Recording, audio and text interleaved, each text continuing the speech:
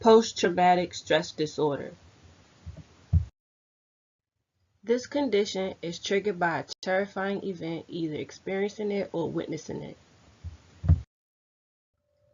Symptoms may include flashbacks, nightmares, severe anxiety, and uncontrollable thoughts about the event. Although post-traumatic stress disorder is very common in the military, there's a misconception that it only occurs with service members or veterans that have experienced the horrors of war. While working and living in combat, these soldiers are never given the proper time to digest and process what they're experiencing, which may contribute to this misconception. Soldiers in combat stress level can extremely be high. The ones who suffer from PTSD often have flashbacks and frightening thoughts. 8 out of every 100 people will have PTSD at some point in their lives. That's 8% of the general American population, which means 24.4 million people. That is equal to the total population of the state Texas.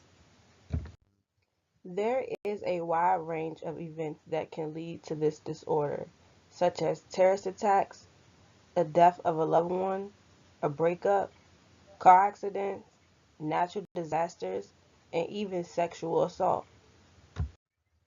Patients may feel angry, detached, demanding, and worried.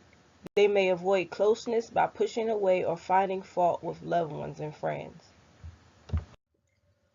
PTSD may cause them to feel distant and take a toll on relationships, whether it's their partner, friend, or family member. The change in your loved one can be overwhelming and terrifying. The symptoms can make a loved one feel like he or she is in a constant threat of danger. It can also lead them to having some of the same feelings of going through the traumatic event. PTSD can be treated and managed with proper mental health care. The cognitive behavioral therapy helps the client identify thoughts and situations that create anxiety. The therapist will use relaxation techniques to reduce the anxiety and help the client challenge their negative thoughts. Then there are biological therapies that use medications such as benzodiazepines to treat the symptoms. And then there's family, who play an important part of the patient's recovery. Something simple as your support can help your loved one overcome the trauma and move on with their life.